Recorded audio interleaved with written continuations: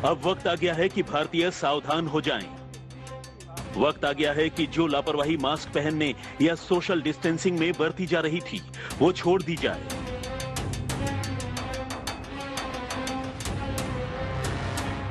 वक्त आ गया है कि ओमिक्रॉन को गंभीरता से लिया जाए, क्योंकि वो दिन हम सब ने देखा है जब डेल्टा वेरिएंट के दौरान बरती गई लापरवाही से देश में हाहाकार मच गया था। अस्पतालों में भी जगह नहीं थी, ऑक्सीजन सिलेंडर के लिए लंबी लाइनें थी और शमशान घाटों पर आग बुझ नहीं पा रही थी। मात्र 15 दिनों में कोरोना वायरस के ओमिक्रॉन वेरिएंट ने 100 से ज्यादा मरीजों को अपनी चपेट में ले लिया है। ये कितना खतरनाक है, ये अभी तक पुख्ता तौर पर नहीं कहा जा सकता है, लेकिन ये डेल्टा से ज्यादा संक्रामक है, ये बात हर वैज्ञानिक मानता है। उदाहरण के तौर पर दिल्ली को लीजिए। कल दिल्ली में 10 केस थे और आज 20 से ज्यादा केस हैं। आपको ये भी बता दें कि तकरीबन 40 सैंपल्स का जीनोम सीक्वेंसिंग हुई थी, उसमें से तकरीबन 10 पॉजिटिव मरीज मिले। साफ तौर पर सतर्क रहने की जरूरत है और डरने की जरूरत नहीं है, लेकिन तभी बचा जा सकता है जब अलग अलग तरीकों से हम अपने आप को बचाएं। इन सब के बीच दिल्ली सरकार लगातार तत्पर है, एक के बाद एक कड़े कदम उठा रही है ताकि कम से कम राजधानी में दहशत न फैले। अचानक से बढ़े कोरोना के मामलों ने केंद्र और राज्य सरकारों को परेशान कर दिया है। तमाम तैयारियों के बावजूद दिल्ली में ओमिक्रॉन ने अचानक रफ्तार पकड़ ली है। दिल्ली में भी हमारे यहाँ लोकनायक में इसको डेजिग्नेटेड हॉस्पिटल बनाया ओमिक्रॉन के केयर के लिए। अभी हमारे पास 10 पेशेंट्स ओमिक्रॉन के एडमिट हैं, जो कि जीन सीक्वेंसिंग से कंफर्म हुए। देश के ही कई वैज्ञानिक इस बात की आशंका जाहिर कर चुके हैं कि जिस तरह से डेल्टा वेरिएंट संक्रमण की दूसरी लहर के लिए जिम्मेदार था, ठीक वैसे ही ओमिक्रॉन वेरिएंट तीसरी लहर ला सकता है। इसका शुरुआती ट्रेलर दिल्ली में दिखा है।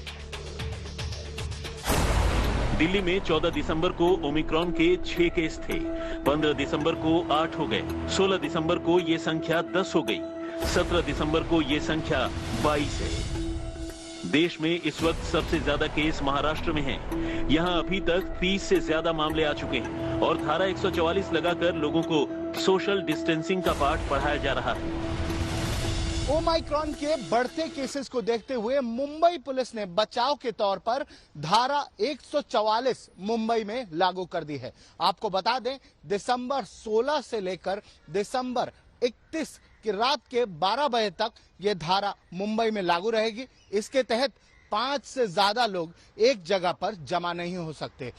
जहां पर भी कोई पब्लिक गैदरिंग होने वाली थी, उन्हें कैंसिल कर दिया गया है और इसके अलावा जो भी इवेंट होंगे, उन इवेंट्स में सिर्फ 50% लोगों को अलाउ किया जाएगा। हालांकि बावजूद इसके कोरोना संक्रमित मरीजों की संख्या बढ़ी है। कई सेलिब्रिटी कोरोना वायरस की चपेट में आ गए हैं। ये तस्वीर मुंबई के पाली हिल इलाके की है। इसी वास्तु बिल्डिंग में आलिया भट्ट रहती हैं। बीएमसी के कर्मचारी बिल्डिंग को सैनिटाइज कर रहे हैं। दरअसल आलिया करण जौहर की उस पार्टी में थी जिसमें करीना कपूर आई थी। करीना कपूर हाल ही में कोरोना पॉजिटिव पाई गई हैं।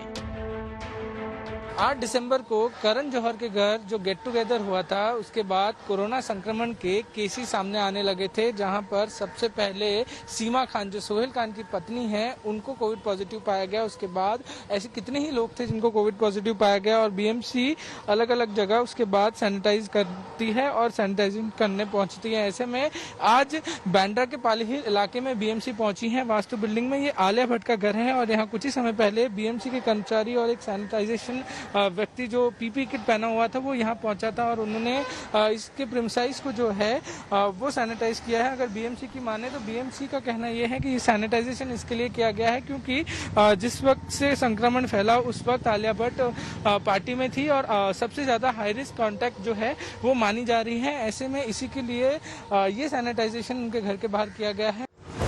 विदेशों से आने वाले लोगों की सख्त स्क्रीनिंग और कोविड टेस्ट किए जा रहे हैं। बावजूद इसके कोरोना संक्रमित मरीजों की संख्या और खासकर ओमिक्रॉन से प्रभावित मरीजों की संख्या बढ़ी है। तेलंगाना का हाल भी कुछ अलग नहीं है। तेलंगाना में शुक्रवार तक 9 ओमिक्रॉन के केसेस सामने आ चुके हैं।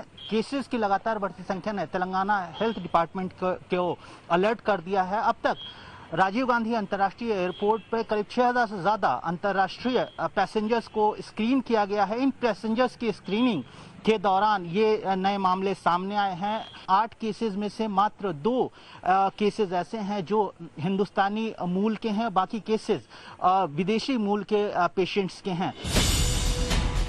देश के 11 राज्यों में कोरोना के ओमिक्रॉन से पीड़ित मरीज सामने आ चुके हैं और वो भी केवल 15 दिनों के अंदर। यानी डेल्टा के मुकाबले ओमिक्रॉन वेरिएंट कहीं ज्यादा तेजी से फैल रहा है। इसीलिए पूरे देश को अभी से एक्स्ट्रा खबरदार रहना होगा। दिल्ली से रामकिंकर सिंह, हैदराबाद से आशीष पांडे और मुंबई से दिव्येश सिंह के साथ पारस दामा, आज तक।